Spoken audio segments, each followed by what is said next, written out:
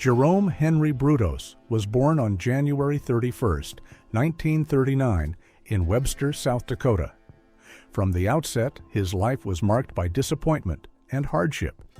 As the second son, his arrival was a source of deep disappointment for his mother, who had longed for a daughter.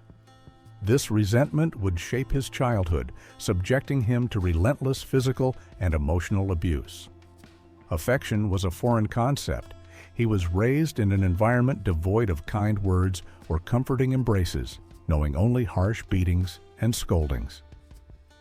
The Brudos family moved frequently across the Pacific Northwest, never settling in one place for long. This instability only added to Jerry's feelings of neglect and isolation. Eventually, they settled in Salem, Oregon. By this time, Jerry had become a deeply unhappy child, burdened by the weight of his mother's cruelty. Yet, amid his suffering, he stumbled upon something that provided him with a fleeting sense of joy. One day, while exploring a local junkyard, Jerry discovered a pair of high-heeled shoes. Captivated, he took them home and slipped them on. The sensation excited him in a way he had never experienced before. However, this moment of curiosity was abruptly shattered when his mother caught him. Furious, she punished him severely, but rather than deterring him, this experience only deepened his obsession. As he grew older, Jerry's fixation expanded beyond shoes to include women's lingerie. He began stealing undergarments from neighbors, carefully hiding his trophies. By the age of 12, his compulsions escalated. He stole high heels from his teacher and undergarments from classmates. His alarming behavior led to therapy and even psychiatric hospitalizations. But nothing seemed to change. Adolescence intensified his impulses, and he began targeting women, attacking them and stealing their shoes. The stolen garments became symbols of control and domination. At 16, Jerry took his obsessions to a horrifying new level. He abducted a young girl, assaulted her, and threatened her with a knife. His attack was interrupted by an elderly couple, leading to his arrest. In custody, he confessed without hesitation. Psychiatric evaluations revealed a deep-seated hatred for women, particularly his mother. Diagnosed with schizophrenia, doctors believed his behavior was rooted more in immaturity than true danger. Convinced he would outgrow his disturbing tendencies, they released him after 9 months. Upon reaching adulthood, Jerry attempted to reintegrate into society by enlisting in the military, but his unusual obsessions led to his discharge. He then trained as an electronics technician. In 1961, at 22, he met 17-year-old Darcy and quickly fell in love. They married soon after and had 2 children. However, Jerry proved to be as cold and violent toward his children as his mother had been toward him. Affection was non-existent, and discipline came through force. With Darcy, he was passionate, but demanded she perform household chores while wearing only high heels and insisted on photographing her in provocative poses. Though uncomfortable, she feared confronting him. By the mid-1960s, Jerry began experiencing severe headaches and frequent blackouts. He insisted that the only way to relieve his symptoms was to go on nocturnal raids, breaking into homes to steal women's shoes and lingerie. These stolen items became his treasures, hidden in his garage, which he guarded fiercely. In 1968, Jerry decided to take his fantasies to a far darker level. On January 26, 1968, he encountered 19-year-old Linda Slauson, a door-to-door saleswoman. When she knocked on his door, he was immediately drawn to her, and his sinister urges awakened. He lured her inside with lies despite his wife and children being home. Once inside, he struck her unconscious and dragged her into the garage. Not a single member of his family heard a sound. Inside, he strangled Linda to death. Afterward, he undressed her, replacing her clothing with items from his collection. He slipped high heels onto her lifeless feet and posed her for photographs, preserving the moment forever. After committing his first murder, Jerry realized he couldn't keep Linda's body hidden forever. He grotesquely removed her left foot, placing it in a freezer to use as a model for his high-heeled shoes. The rest of her remains were disposed of in a river, tied to a car engine. When he returned home, he fixated on the severed foot, slipping different pairs of heels onto it and taking photographs. It became his most treasured trophy. Meanwhile, Linda's disappearance went unnoticed for weeks. Her family reported her missing, but the publishing company she worked for had no record of her movements that day. Eventually, the police found her abandoned car, but there were no signs of a struggle or foul play. Investigators moved on, and the case faded into obscurity. Jerry, however, was elated. He believed he had committed the perfect crime. But the satisfaction didn't last. His hunger for violence grew stronger over the following months. On November 26, 1968, 23-year-old Jan Whitney was traveling home for Thanksgiving when her car broke down. Jerry appeared as a helpful stranger, offering her a ride. Once inside, he attacked her with a leather strap and subjected her to horrific abuse. He suspended her body in his garage, leaving it hanging for several days. During that time, he dressed her, photographed her, and assaulted her again. He even amputated one of her breasts, creating a grotesque paperweight. When he was done, he tied her body to a heavy object and dumped it in a river. A few days later, police discovered Jan's car abandoned near Albany, exactly where it had broken down. The car was locked, and authorities theorized she may have sought help from a passing driver. Jan simply vanished, leaving no clues or leads.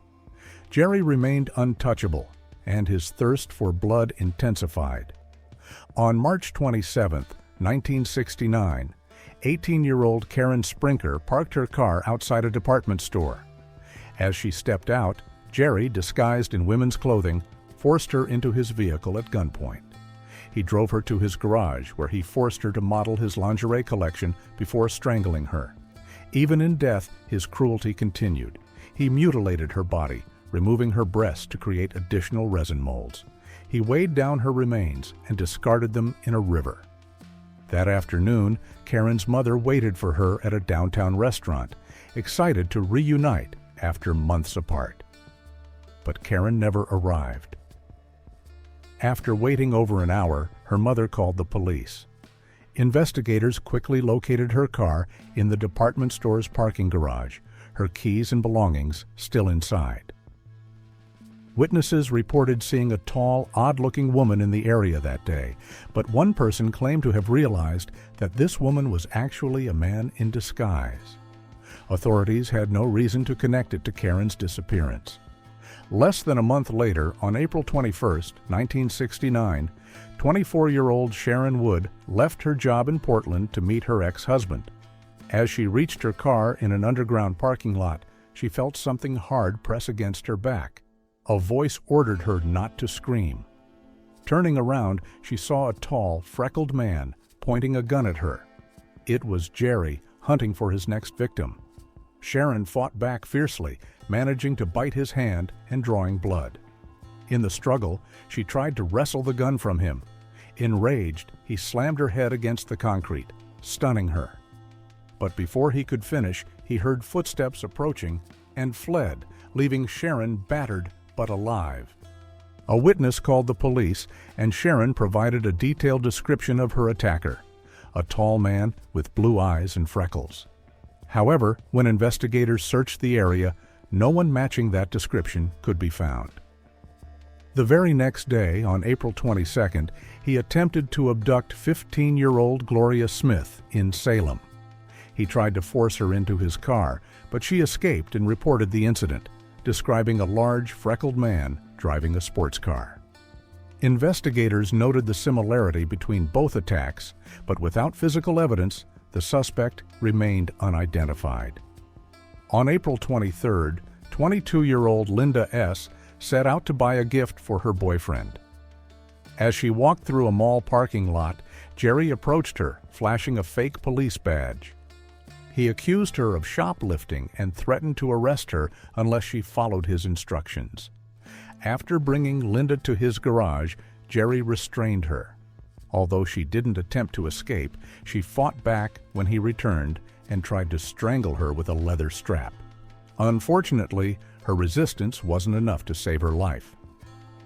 Once she was lifeless, he indulged in his usual twisted rituals, but this time he hesitated to mutilate her body, finding her skin too soft.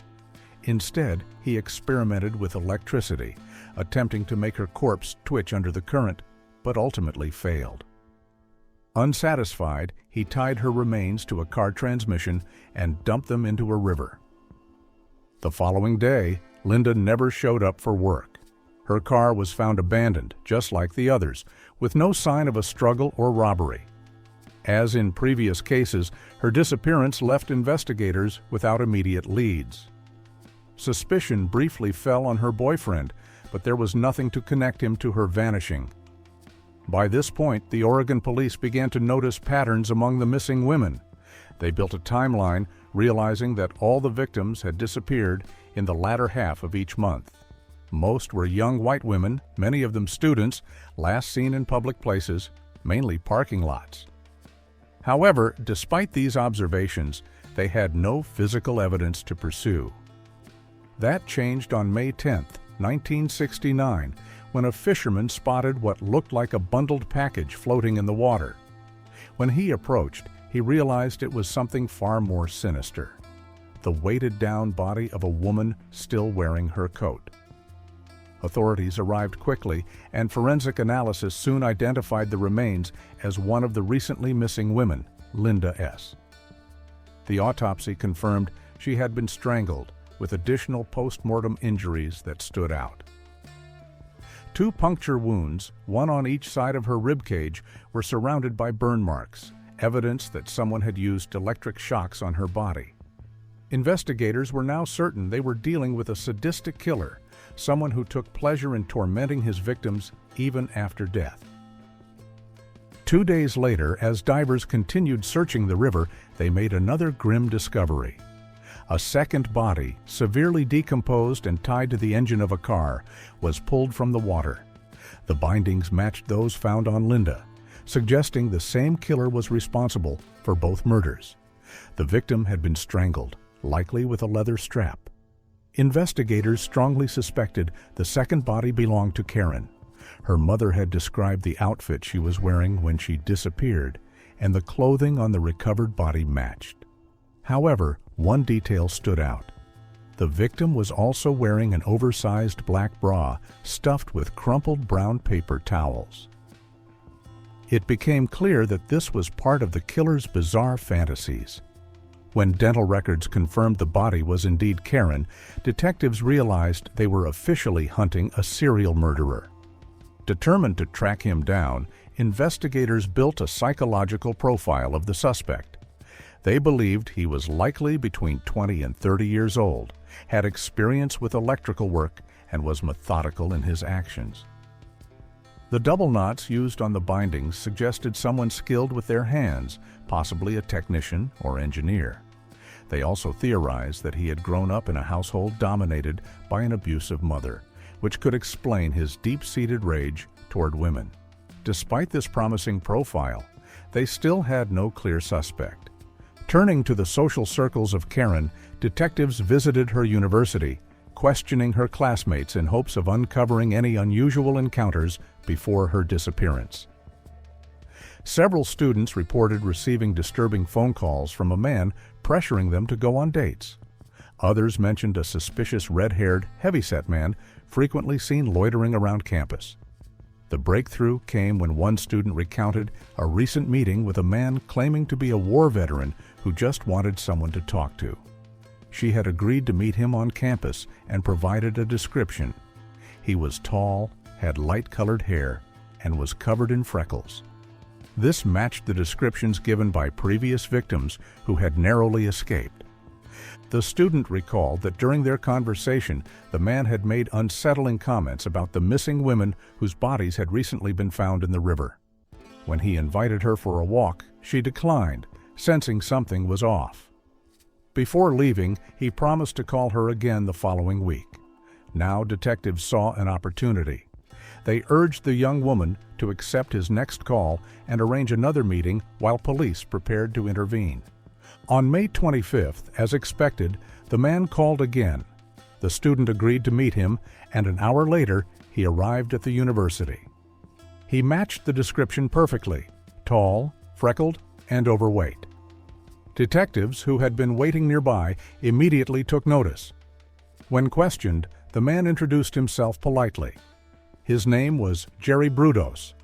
He explained that he worked as an electrician, lived in Salem with his wife and 2 children, and seemed completely at ease. His calm demeanor was unsettling. There was no nervousness, no sign that he felt threatened by the police's presence. Lacking concrete evidence to detain him, detectives had no choice but to let him go. However, before he left, they noted the license plate number of his car. Back at the station, investigators ran his information through the police database and uncovered 2 crucial details. First, Brudos had a history of psychiatric treatment for disturbing sexual behavior. Second, records showed that Linda S. had been in his neighborhood shortly before she disappeared. It was the first real link connecting him to the crimes. Determined to confront their prime suspect, detectives made their way to Brudos's home in Salem. As one detective engaged Jerry in conversation, the other discreetly examined his home, eventually reaching the garage.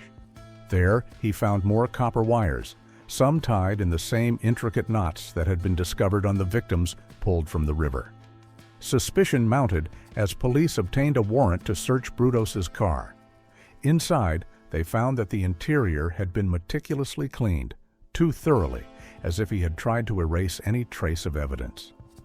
Though this alone wasn't enough to charge him, detectives soon remembered the statement given by Gloria, the 15-year-old girl who had escaped an attempted abduction. They arranged a police lineup, and when Gloria was brought in, she immediately identified Brudos as the man who had tried to force her into his vehicle. This was the break they needed. Brudos was arrested and held on multiple charges, including possession of an illegal firearm, as a gun had been found in his vehicle. Realizing that police were closing in on him, he instructed his wife to burn his collection of women's clothing and lingerie, items that could directly link him to his crimes. However, Darcy, who had long grown tired of her husband's disturbing behavior, did not comply. Instead, she allowed investigators full access to the garage, leading to the discovery of what would later be known as the Chamber of Horrors. On May 29, 1969, Brudos was formally taken into custody as police conducted a second, more thorough search of his home. This time, they uncovered a hidden stash of women's high-heeled shoes, along with an extensive collection of lingerie, including bras, girdles, panties, and slips. But the most damning evidence was a set of photographs, images so disturbing that they left no doubt about his guilt. Among them were pictures of Brudos himself dressed in women's undergarments, but far more chilling were the photographs of his victims. One image depicted a lifeless body dressed in various outfits, posed as though it were still alive. However, one photograph sealed his fate. It showed a young woman dressed in black lace lingerie and girdles, suspended from the ceiling by a rope. A mirror on the floor reflected the gruesome scene from below, and in the lower corner of the frame, the reflection of the killer was captured. Brudos himself, staring with satisfaction at the corpse he had just posed. On June 4, 1969, Brudos was officially indicted. He initially pleaded not guilty, and his trial soon became a media sensation. He attempted to claim insanity, portraying himself as a victim of an abusive mother who had shaped his deviant tendencies. He even wept before psychiatrists, hoping to gain their sympathy. But the experts weren't fooled. 7 psychologists reviewed his case and rejected his insanity plea, diagnosing him instead with antisocial personality disorder. They concluded that while he was deeply disturbed, he was fully aware that his actions were wrong. He was described as a narcissistic psychopath with a high IQ, calculated, manipulative, and entirely self-absorbed. Realizing there was no chance of an acquittal, Brudos changed his plea. He confessed to the murders of Jan Whitney, Karen Sprinker, and Linda S. He also admitted to killing Linda Slauson, the encyclopedia saleswoman, but was never convicted for her murder as no remains were found, nor did he keep photographs of her.